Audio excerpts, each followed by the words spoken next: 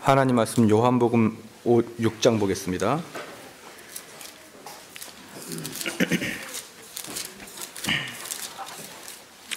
요한복음 6장 1절로 15절 말씀까지 공독해 올리겠습니다.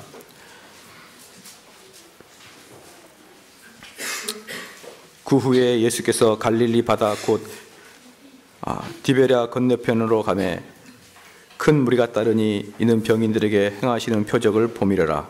예수께서 산에 오르사 제자들에게 함께 거기 앉으시니 마침 유대인의 명절인 유월절이 가까운지라.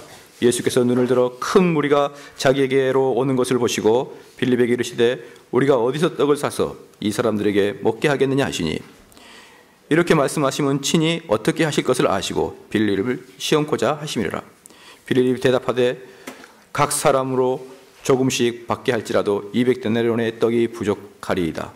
제자 중 하나 곧 시몬 베드로의 형제 안드레가 예수께 여짜오되 여기 한 아이가 있어 보리떡 5개와 물고기 2마리를 가져나이다. 그러나 그것이 이 많은 사람에게 얼마나 되겠삼나이까. 예수께서 가라사대 이 사람들로 앉게 하라 하신대 그곳에 잔디가 많은지라. 사람들이 앉으니 수요가 5천쯤 되더라. 예수께서 떡을 가져 축사하신 후에 앉은 자들에게 나눠주고 고기도 그렇게 저희의 원대로 주시라. 저희가 배부른 후에 예수께서 제자들에게 이르시되 남은 조각을 거두고 버리는 것이 없게 하라 하심으로 이에 거두니 보리떡 5개로 먹고 남은 조각이 12바구니에 찼더라. 그 사람들이 예수의 행하신 이 표적을 보고 말하되 이는 참으로 세상에 오실 그 선지자라 하더라. 그러므로 예수께서 저희가 와서 자기를 억지로 잡아 임금으로 삼으려는 줄 아시고 다시 혼자 산으로 떠나가시니라. 오늘은 오병이어 기적 두 주로 나눠서 설교할 건데 첫 번째 설교입니다. 이 오병이어 기적은 네 번째 예수님의 기적입니다.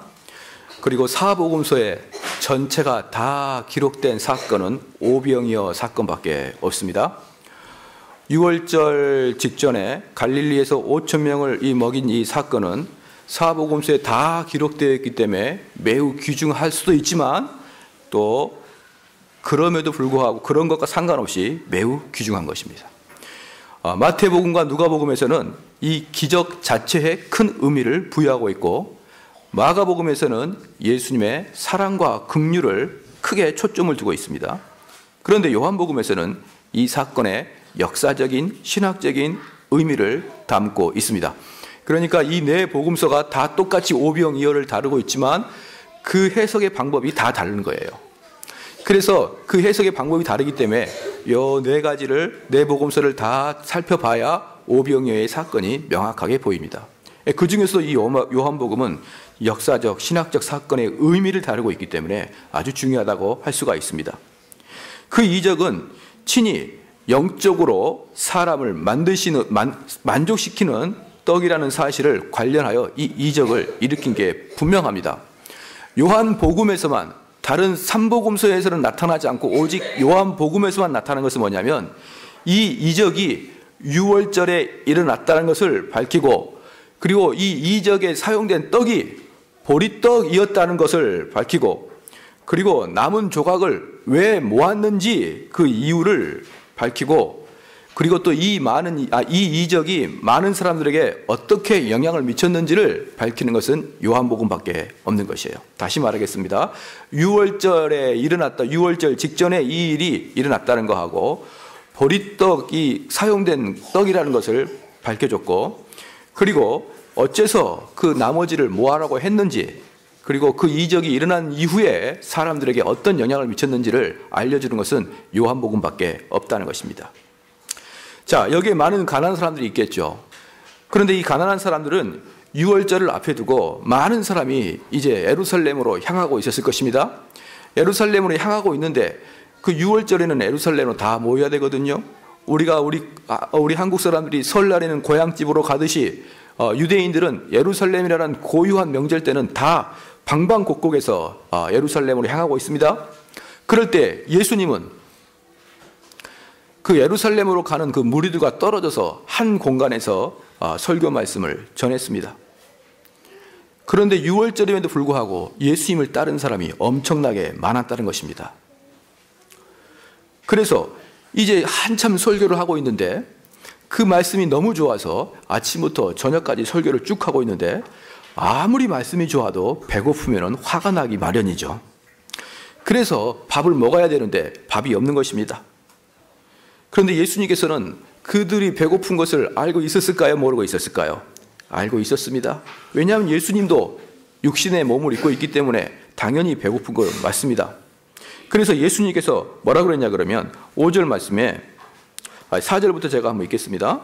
마침 유대인의 명절인 유월절이 가까운지라 예수께서 눈을 들어 큰 무리가 자기에게 오는 것을 보시고 빌립에게 이르시되 우리가 어디서 떡을 사서 이 사람을 먹게 하겠느냐 하시니 빌립에게 이야기합니다. 야 빌립아, 이 많은 사람을 어떻게 떡을 먹이냐. 그러니까 여기서는 떡이지만 우리로 말하면 어떻게 밥을 먹이겠느냐. 쌀도 없고 돈도 없고, 쌀과 돈이 있다 그래도 요리할 것도 없고 어떻게 해야 되느냐라고 빌립에게 질문을 합니다. 자, 빌립은 그 질문을 듣고 참으로 당황스러웠을 것입니다. 어떻게 이 많은 사람을 먹입니까? 이 많은 사람 먹이려면 최소한 200데나리온이 있어야 됩니다. 200데나리온은 일반 성인의 6개월치 월급입니다. 그러니까 우리가 한 200만 원 받는 치면은 1200만 원 정도가 필요합니다. 돈도 없고 가게도 없습니다. 빌립은 화가 났을 겁니다. 도대체 우리 선생님 나한테 왜 이런 어려운 질문을 하는 거야? 그럴 때 예수님께서는 6절에 이렇게 말씀하시면 친히 어떻게 하실 것을 아시고 빌립을 시험코자 하심이라. 예수님께서는 그 많은 무리들을 보시고 물밀처럼 밀려오자 처음 예수님이 생각한 게 뭘까요? 아, 얘네들 어떻게 밥을 먹일까? 이 생각을 했다 이 말입니다. 여기 보니까 이미 예수님께서는 친히 아셨어요. 그러니까 처음부터 이 사람들한테 내가 밥을 먹여줘야겠다 이런 생각을 예수님이 하셨다 이 말입니다. 사랑하는 성도 여러분, 우리가 신앙이 너무나 깊어지고 좋아지게 되면은 육적인 것은 무시하고 영적인 것만 추구하다가 빈털터리가 되는 경향이 가끔 있습니다. 그런데 예수님께 말씀을 듣고 하나님의 아들이 친히 말씀을 함에도 불구하고 그 예수님의 말씀을 듣고자 원하고 오는 사람에게 내가 얘네들 밥을 먹여줘야겠다 마음을 먹고 계셨다 이 말입니다. 예수님께서는 우리 육신의 연약함과 육신의 배고픔을 모른 척하지 않는다 이 말이에요. 너희가 떡으로만 살 거냐? 라고 하는 것은 떡으로 산다 이 말입니다. 떡으로만 살 것은 아니고 하나님 말씀이 먼저이겠지만 우리에게 분명한 것은 떡으로 살아야 되는 건 맞습니다. 그래서 예수님께서는 그런 인간의 몸을 입고 이 땅에 온 우리가 당연히 느껴야 될 그런 필요에 대해서 예수님은 눈 감지 않으신 것을 믿기를 축원합니다.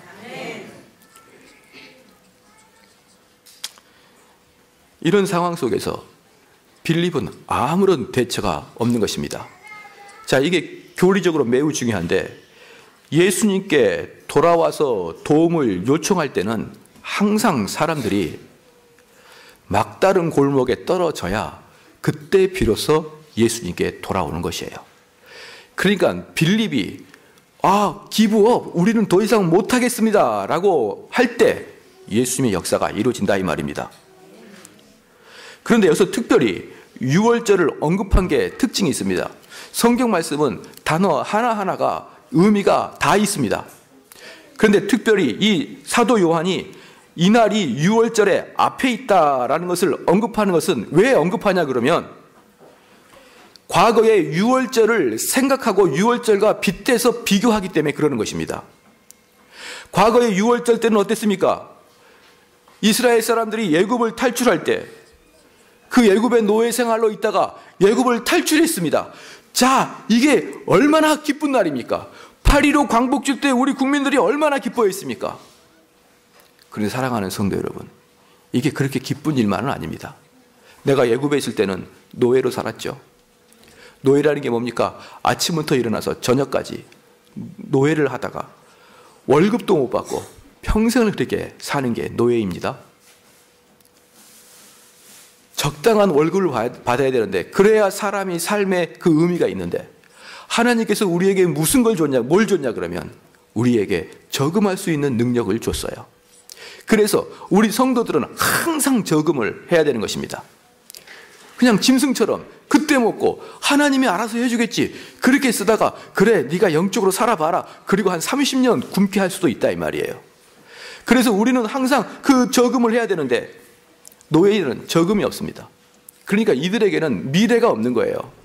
돈이 쌓여야 내가 미래에 어떻게 계획을 잡고 내 자녀를 공부시키고, 그리고 안전한 삶 속에서 내가 미래를 계획하는데, 노예는 그게 없습니다.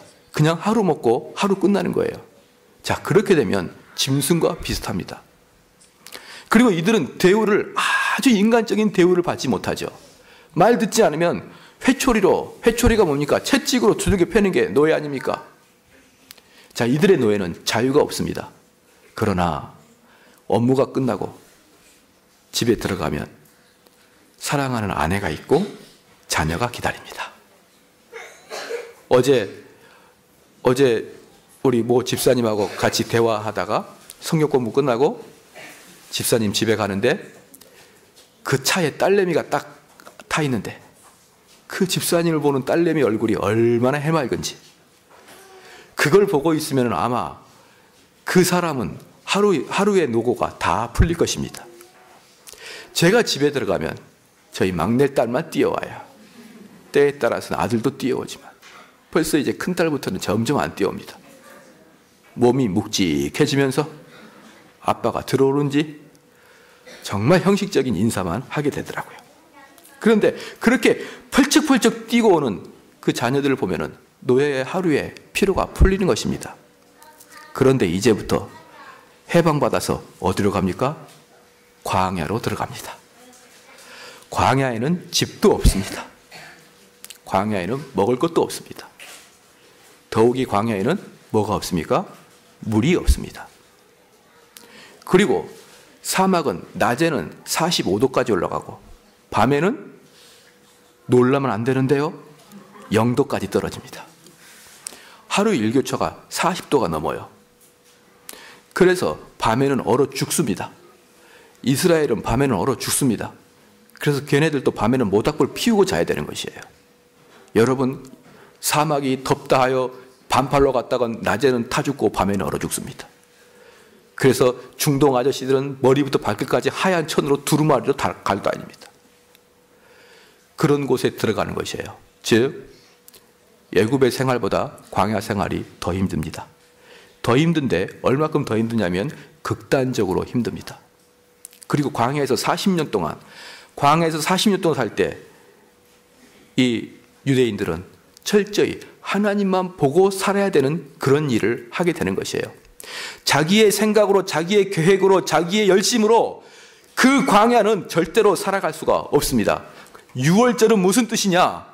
과거의 죄악된 생활을 청산하고, 그리고 전적으로 하나님만을 의지하는 세계로, 그러나 아주 위험한 세계로 들어간다는 문이 바로 유월절인 것이에요. 우리가 8.15 광복절을 맞이해서 기쁨의 유월절이 아니라 내가 이제 전적으로 죽을 수도 있는 상황으로 들어가는 게 유월절이라 이 말입니다. 그래서 우리 성도들이 잘 알고 있듯이 이들이 광야를 지내면서 얼마나 많이 다시 애굽으로 가자, 컴백 애굽, 얼마나 많이 이들이 모세를 향해서 원망했습니까? 그곳에 가면 뭣도 있고 그곳에 가면 안락한 집도 있는데 도대체 이곳에서는 우리가 왜 나왔는 거냐? 그리고 더욱더 큰 문제는 뭐냐면은, 아마 제가 생각했을 때는 한 일주일이면 적과 꿀이 흐른 가나안 땅으로 가지 않을까라는 생각을 했던 것 같습니다. 근데 그게 40년이나 걸렸습니다.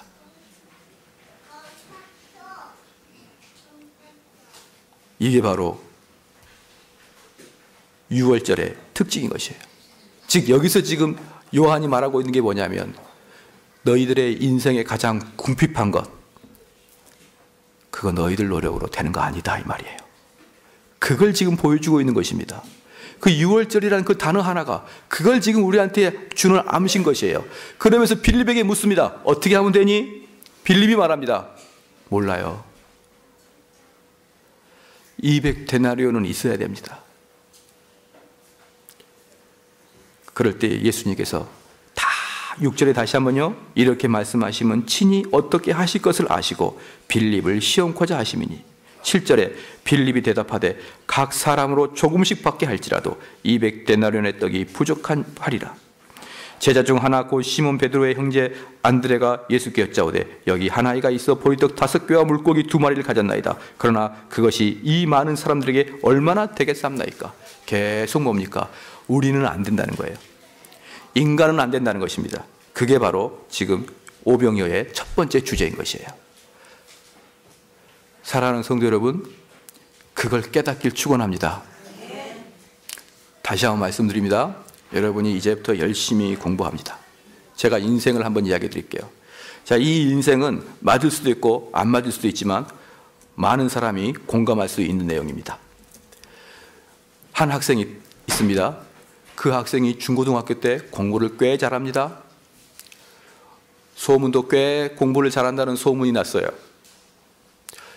그런데 그 학생이 열심히 공부를 합니다. 그리고 대학교를 가죠. 사랑하는 성도 여러분, 우리가 흔히 말하는 귀에 쏙쏙 들어오는 대학교 있지 않습니까? 그런 대학교 가려면 부쩍 공부를 잘해야 되는 거예요. 우리는 보통 우리 자녀들이 어디 들어갑니까? 누가 당신 대학 어디 들어갔습니까? 그러면 못 돼요? 이렇게 이야기할 때 한 번에 알아듣지 못한 대학을 주로 갑니다. 무슨 말인지 아시겠죠? 한 번에 알아듣지 못한 대학을 주로 가요. 그런데 좋습니다. 한두 번에 쉽게 알아듣는 대학을 갔다고 칩시다. 그 사람들이 거기 들어갈 때는 상당히 열심히 공부하고 어릴 때 촉망받는 그런 사람이었습니다. 그런데 그 사람들이 들어가는 게 서울에 있는 어느 중위권 정도의 대학을 들어갔다고 칩시다. 서울에 있는 중위권 대학 들어가는 게 결코 쉬운 문제는 아니라는 것이죠. 그럼 거기서 이제 들어가서 4년 동안, 남자들은 한 6년 동안 열심히 공부할 것입니다. 열심히 공부하면은 이제 직장이라고 들어가겠죠. 그런데 직장이라고 들어가는 사람은 참 복된 건데, 어떤 사람은 엄청나게 힘들게 일만 시키고 월급은 조금 주고, 어떤 사람은 그 직장도 없이 졸업하고 말게 됩니다.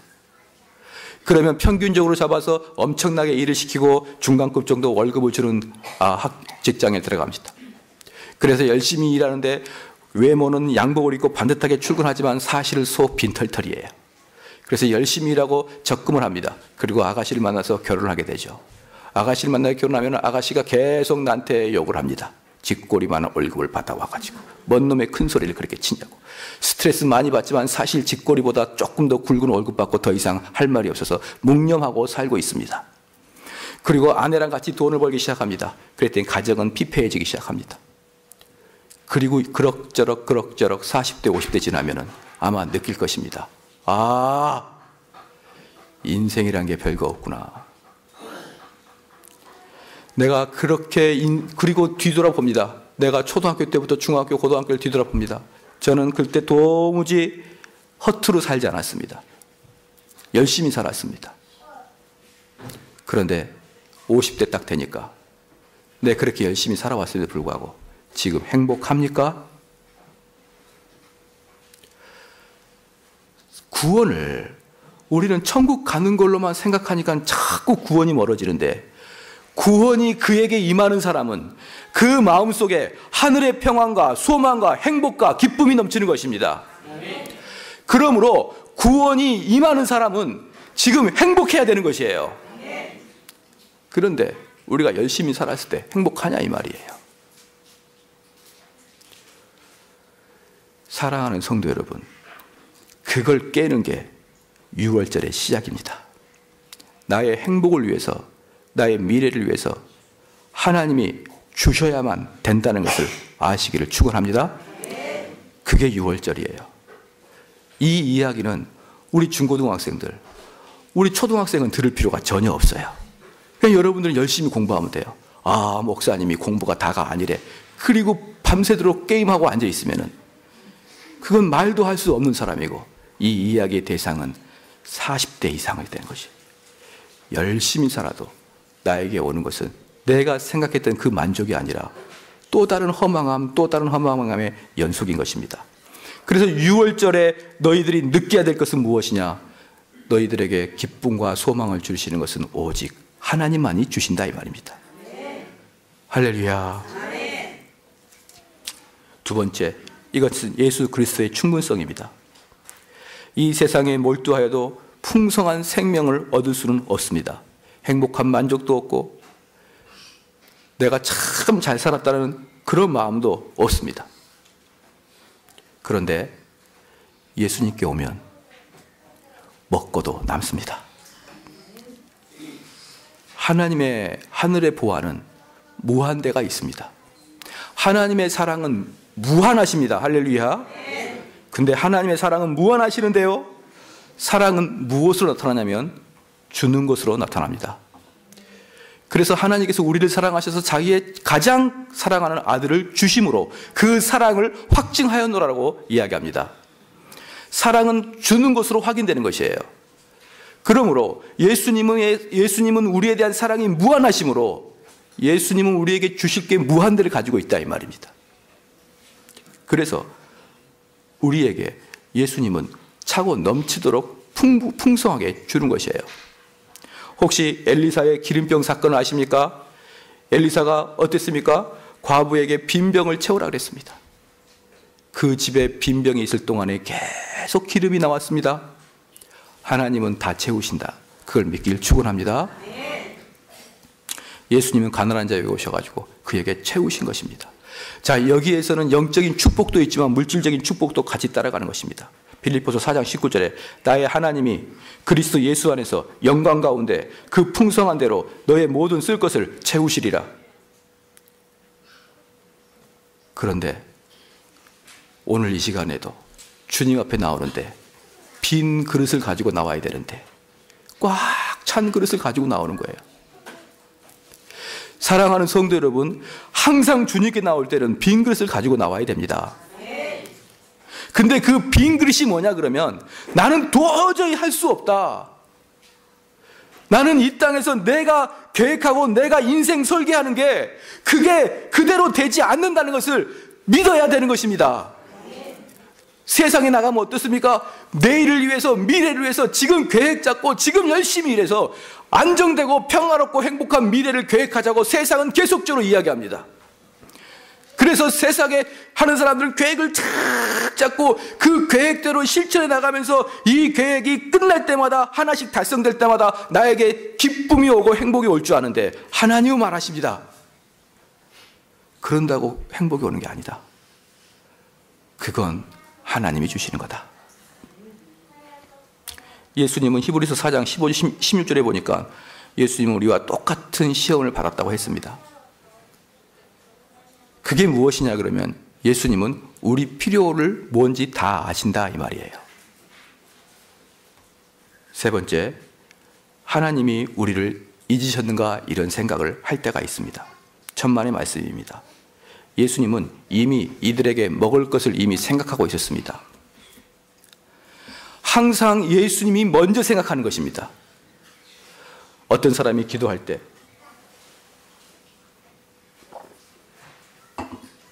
저는 기도할 때 그런 분 많이 봤습니다. 하나님이 잘 모를 거라고 생각하는 경향이 너무 강해요. 그래가지고 하나님한테 일일이 다 가르쳐 줍니다. 왜냐? 하나님은 잘 모르시니까. 그래서 하나님, 내가 이번에 이 일을 해야 되는데 약 5천만 원 정도가 필요합니다. 일단 하나님이 얼마가 필요한지 몰라요, 내한테. 5천만 원 정도 필요하니까 그걸 잘 기억하십시오. 그런데 그 5천만 원이 정확하게 몇 월 며칠까지 5천만 원이 나와야 됩니다. 그 날짜를 하나님 잘 모르시니까. 그리고 만약에 5천만 원을 그 날짜에 주시지 않으면 내가 어떤 공경에 빠질 것인가도 다 가르쳐줘요. 하나님, 제가 다 가르쳐 드렸으니까 하나님은 사인만 하면 됩니다. 라고 우리는 지나치게 하나님을 가르치는 경향이 있습니다. 사랑하는 성도 여러분, 우리의 쓰실 것을 미리 아시는 분은 하나님이시에요. 할렐루야. 그러니까 우리는 하나님께 붙어 있으면 되는데 하나님을 잘 못 믿어요. 그래서 하나님이 나를 지켜보시다가 잠시 출장을 가셨나 싶어가지고 여기서 하나님 부르는데 그 부르는 게 저기 출장하신 분을 부르는 것 같아요. 빨리 오셔서 제 기도를 들어주세요 하고 가만히 들어보면은 이번에 우리 집을 사야 되는데,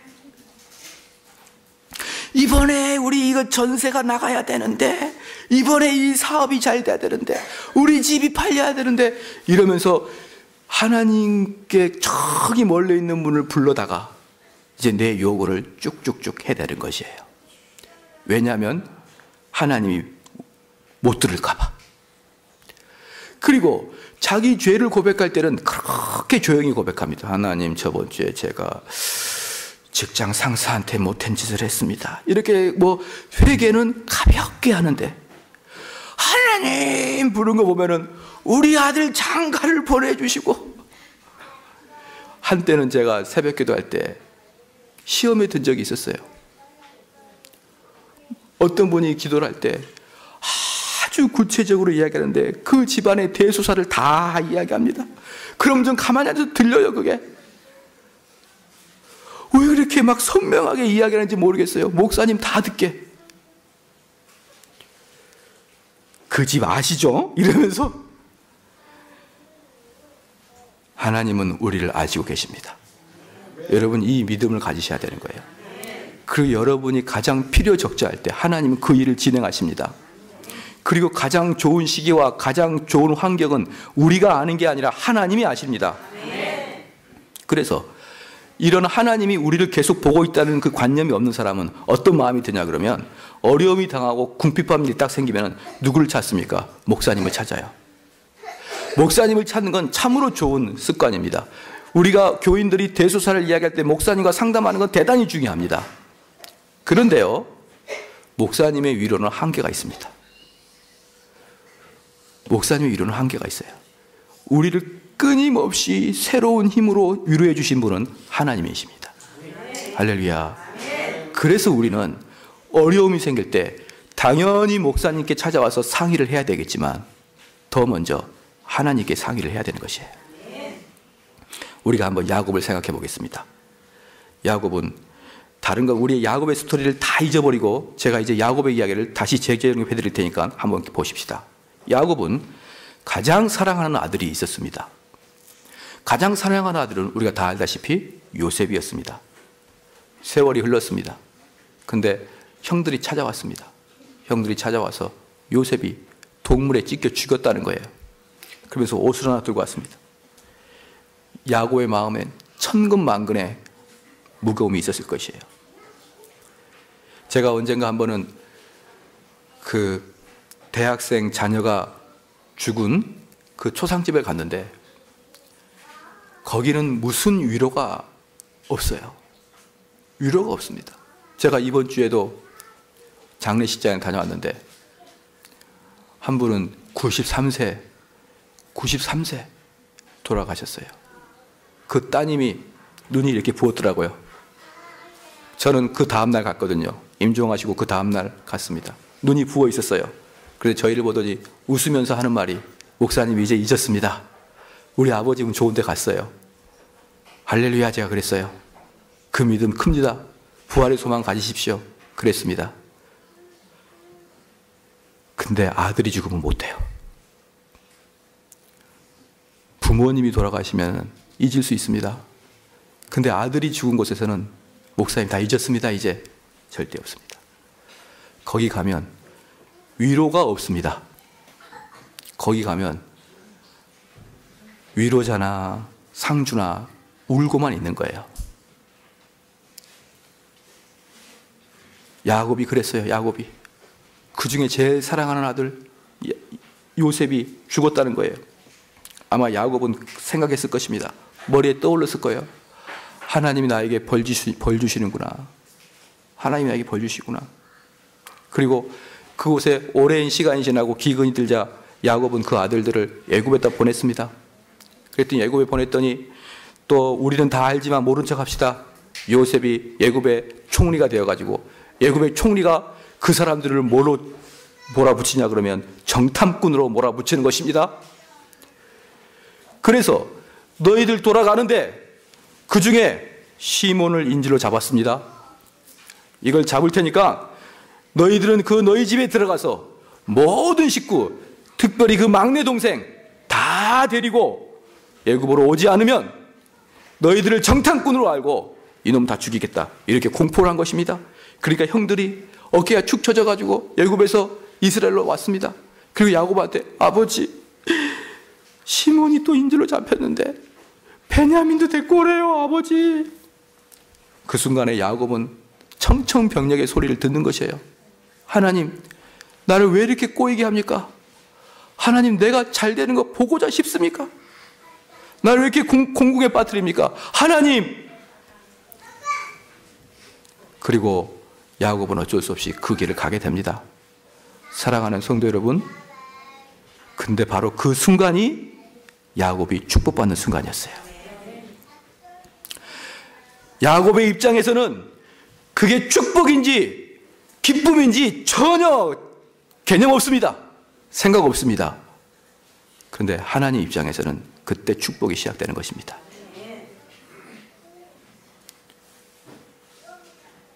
우리의 삶 속에서 한번 찾아볼까요? 다시 한번 제가 우리 교회 탄생을 이야기하겠습니다. 이 이야기를 듣고 오해하지 말기를 바랍니다. 지금은 돈 이야기를 하는 게 아닙니다. 그냥 하나님께서 역사하시는 것 같아서 그대로 한번 이야기해 볼게요. 우리 모두는 부가연동에서 행복하게 살았습니다. 그 행복하게 산 터전을 어느 날 국가에서, 서울시에서 다 무너뜨리고 새 집을 지어주겠나라고 우리를 꼬드겼습니다. 그리고 우리는 그때 찬송가가 두꺼봐 두꺼봐 헌집 줄게 새 집 다오, 이런 이야기를 흥얼거리면서 우리 교회가 드디어 새 집을 맞이하게 되는구나, 다들 꿈에 부풀었습니다. 아파트 사이에 아름다운 교회를 꿈꾸면서 우리는 기뻐했습니다. 그리고 우리의 가장 큰 소망은 어떻게 하면은 좀 더 큰 땅을 얻을까였습니다. 지금 생각해 보니까 참으로 순진합니다. 우리 땅 겨우 130평인데 왜 사람들 보니까 한 300평 안 될까? 우리가 대충 밀어붙이면 주지 않을까? 이런 순수한 생각을 했던 것 같습니다. 어쨌든 꿈에 부풀었어요. 그런데 조합에서 종이를 하나 갖고 왔습니다. 그 종이를 갖고 왔는데 거기에 보니까 우리 교회 부지가 존치가 딱 되어 있습니다. 그리고 눈을 씻고 까봐도 130평 이상이 안 나온 거예요. 130평이면 사랑하는 성도 여러분, 우리는 다시 지하로 들어가야 됩니다. 결코 130평에는 지상에다 교회를 질 수 있는 땅이 아니죠. 다시 지하 생활을 할 걸 생각했지만 그래도 새 건물 짓고 새 아파트가 온다는 기쁨으로 그것 정도는 참고 있었습니다. 그리고 한성중고등학교 옆에, 공원 옆에 종교부자 딱 있는 거예요. 꿈에 그리는 걸 꿈에 그리기 시작했습니다. 그런데 시간이 지나자 그게 거짓말이었어요. 진짜 도면이 나올 때는 우리 교회 부지가 딱 없는 것입니다. 처음에는 그게 착오가 있겠지. 그런데 역시나 원래부터 우리한테 줄 생각이 없었던 것입니다. 그리고 그때부터 이제 우리 교회는 지겹고 떳떳하지 못한 싸움을 들어갔습니다. 왜 떳떳하지 못할까요? 사람들이 우리를 뭘로 알기 때문에? 시작? 그럼 뭐라 그러죠? 알박기로 알기 때문에. 지나다니면서 아유 저 교회 알박기 했네, 이렇게 손가락질 할까봐 떳떳하지 못한 싸움이 시작됐습니다. 그런데 그 즈음에 모 장로님이 원로 목사님 통해서 오셨습니다. 근데 그분의 한마디가 제 마음을 완전히 바꿨습니다. 뭔지 아십니까? 목사님, 그렇게 자신 없게 생각하지 마십시오. 왜 이 땅을 헐값에 줘서 대기업 배부르게 하십니까? 예. 이 땅 헐값에 주면 주민들이 좋아하는 게 아니라 대기업이 배부른 겁니다. 목사님, 그걸 아셔야 됩니다. 저한테 강하게 충고하더라고요. 그래서 제가, 맞다. 우리가 이거 싸게 넘기면은 우리 동민들, 구민들이 떡이 하나 돌아갑니까? 국수가 하나 돌아갑니까? 대림산업이 꼴까닥 다 먹습니다. 그래서 그때부터 맞다. 이분의 말이 맞다라고 생각했습니다. 그리고 그 기본적인 철학이 우리를 2년, 3년 동안 버티게 했어요. 그래서 저는 사실 그분이 우리에게 본격적인 아주 구체적인 도움을 주지 않아도 저는 항상 그분에게 감사한 마음이 있습니다. 왜냐하면 저는 그 철학이 없었으면 되게 힘들었을 것 같아서 그랬어요. 그리고 이 싸움이 계속 지리하게 이어져 가는데 그분이 우리한테 그 줬던 작전이 흐지부지 끝날 것 같고 대법원까지 계속 패배했습니다. 그때 즈음에 우리 원로 목사님께서 LPG 가스통의 논리를 전개하기 시작했습니다. LPG 옆에 끼고 기도하다가 죽겠다 이거예요. 그때 얼굴이 힘들어지고 고난이 들어올 때 지나가다가 모 구의원이 오셨습니다. 그 의원은 우리가 고기를 사드린 적도 없고 얼굴만 몇 번 봤던 분이 목사님 요즘 왜 이렇게 얼굴이 안 좋아요? 그리고 들어왔어요. 그래서 저는 넙대대한 구의원을 보면서 왜 불안해 죽겠는데 왔다 갔다 할까? 뭐 이런 생각만 했는데 그분의 개입으로 우리는 조합에서 주겠다는 돈보다 훨씬 많은 돈을 받고 나왔습니다. 그렇다고 우리가 그분에게 뭔가를 대가하고 그런 거 아니었습니다. 자, 이렇게 됐고 또 한 가지 한편에서는 어떻게 됐냐 그러면 이제 이 LH를 보십시다. 여기가 우리 원흥동 이 땅에 바로 지금 이 땅에 정 안 되면 여기다가 교회를 세우자 싶어가지고 인테리어를 다 해놨습니다. 그런데 여러분 아시다시피 아파트가 들어와도 우리 교회 옵니까 안 옵니까? 안 오는 거예요. 저기에서 여기까지는 38선이나 만큼이나 멀게 떨어져 있는 거예요. 오면은 그냥 죽을까봐 안 와요. 만약에 여기서 우리가 교회가 형성됐다 그러면 아마 우리가 상당히 힘들었을 것입니다. 가서 전도하겠죠. 어딘데요? 그린벨트 안에 막 이러면서 머리를 극적극적거립니다. 자, 안 됩니다. 그런데 오다 가다가 사모님의 기도에 혹시 LH 땅에 아직 나가지 않은 종교 부지가 있을까? 그런 생각을 하나님이 심어주신 것이죠. 그래서 그 길로 전화했고 있다는 거 확인하고 달려왔습니다. 와서 보니까 너무 아름다워요. 자, 계속 보겠습니다. 그러면은 이제 우리가 여기 오기 전에 어떤 일이 있었는지 내가 말해드릴게요. 제가 얼마 전에 삼송 신도시 종교 지도자 협의를 했습니다. 그래서 시장을 만났어요. 시장이 하는 말이 무슨 말인지 아십니까? 여기 이 삼송이 원래는 군사보호지역이었다. 절대로 고층 아파트 못 들어섭니다. 근데 그 시장이 말했습니다. 내가 삼송지구 국회의원일 때 제가 거기 고도 제한 풀었습니다. 그러는 거예요. 별로 기쁘지도 않았어요. 그러십니까? 그랬더니 두 번째 하는 말이 뭐였냐 그러면 그런데 어느 날 종교 지도자들이 찾아왔습니다. 왜 삼송지구에는 종교 부지가 하나도 없습니까? 여기 종교 부지 하나도 없대요. 근데 제가 그거 다 풀었습니다. 그때야 비로소 우리가 할렐루야. 옆에 스님은 나무아비타 그러네요. 종교 지도자를 모여서 하나가 되는 현장이었죠. 종교와 국경을 초월해서 다 즐거워했습니다. 그런 하나님의 사전 작업이 있었어요. 여기는 원래 종교 부지가 없었습니다. 원래 만약 여기다 그린벨트 안에 우리가 여기 땅을 지어서 여기서 우리가 만약에 예배를 드렸다 그래도 종교 부지가 안 나왔으면은 우리는 끝이었습니다. 그런데 그분이 국회의원 때 자기가 종교 부지를 풀어줬다 그랬습니다. 그리고 이제 하나님의 섭리를 제가 말씀을 드릴게요. 자, 이 이야기, 객관적인 이야기 속에 하나님의 섭리가 어떻게 작용했느냐. 우리가 아현 제일교회를 저는 자세히 그건 모르지만 수년 전에 우리 원로 목사님이 개인 상가에선가 종교부지로 변경을 시켰습니다. 자, 그것 때문에 세금이 10억 정도 감면됐습니다. 우리가 잘못했으면 10억을 뜯길 뻔했어요. 그게 하나님이 미리 하신 것입니다. 할렐루야. 하나님은 이미 그때부터 우리를 작업하고 계신 거였습니다. 두 번째, 우리에게 그 부지를 주겠다고 LH 공사에서 아현제일교회 부지를 하나 줬거든요.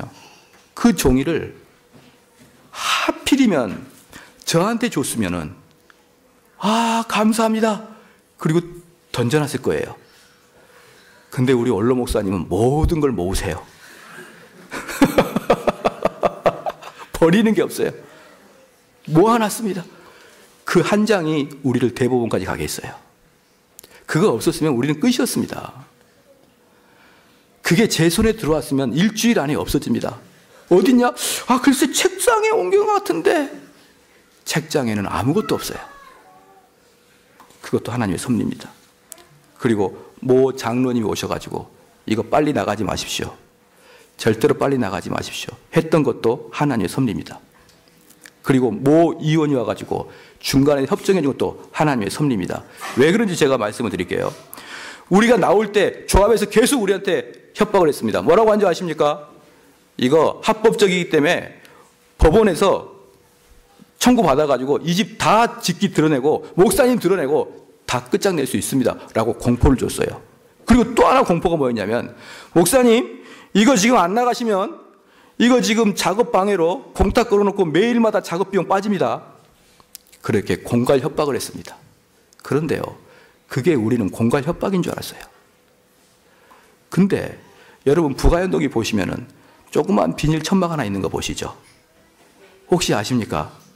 그거 지금 가 보시면요, 원래는 뒤에 빨간 벽돌 건물에다가 딱 붙어가지고 비닐하우스를 쳐놨거든요. 근데 4월 7일 날, 4월 7일 새벽 5시에 용역 8명이 그 속에 자고 있던 아이까지 3명을 포위해가지고 패대기 쳐놓고 뒤에 건물 다 부셔버렸어요. 그리고 다시 들어가 살아라 그랬어요.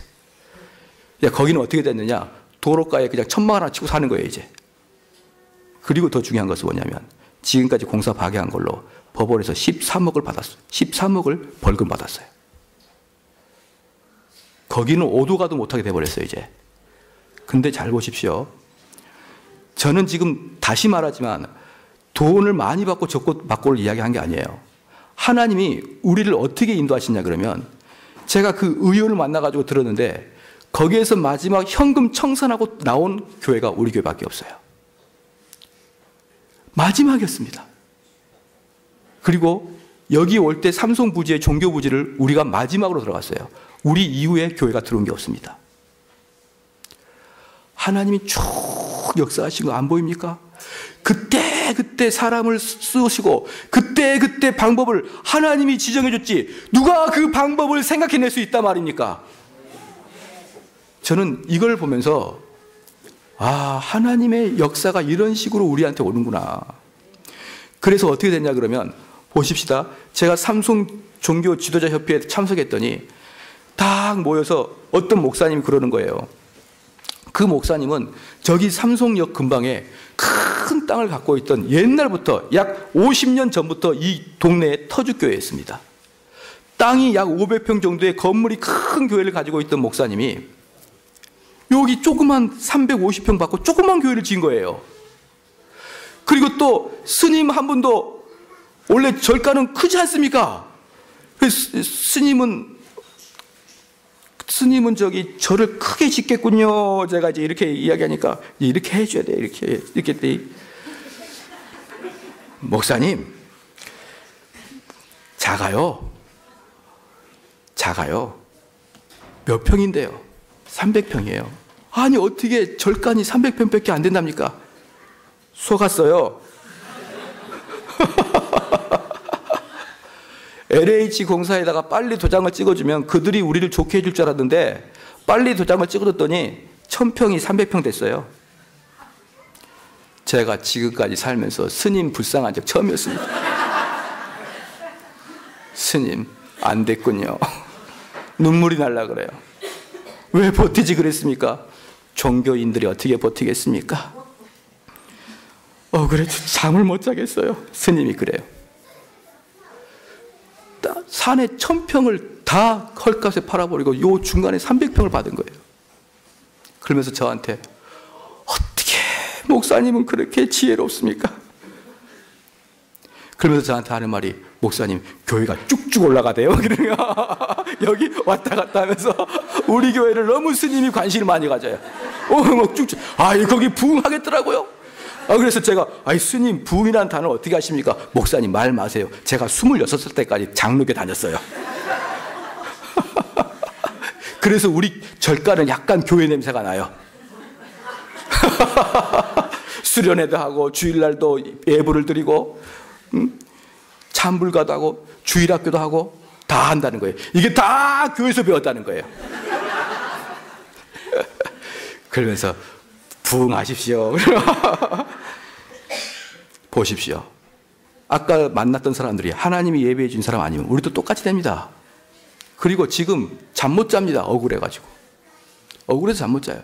근데 하나님이 그때그때 지혜로운 자를 뽑아주셔가지고 우리를 지금 여기까지 오게 하신 겁니다.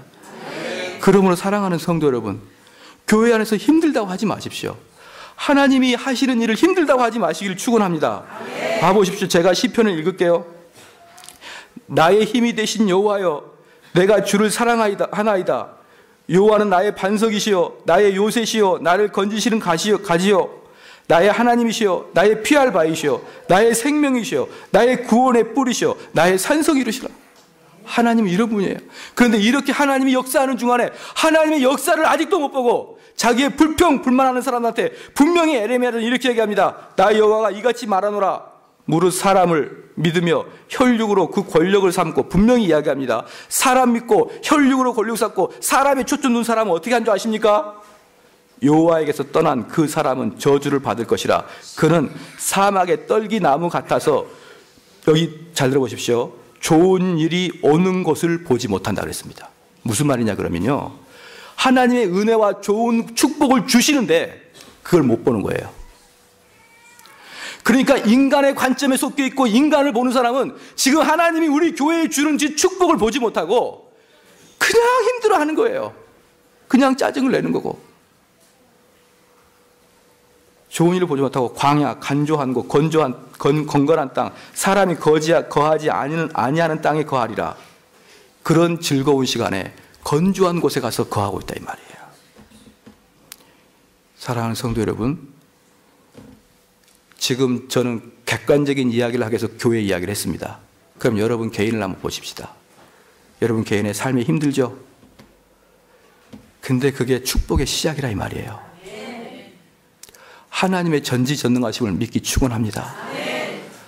하나님은 우리에게 가장 선한 것을 주는 것을 믿기 축원합니다. 할렐루야.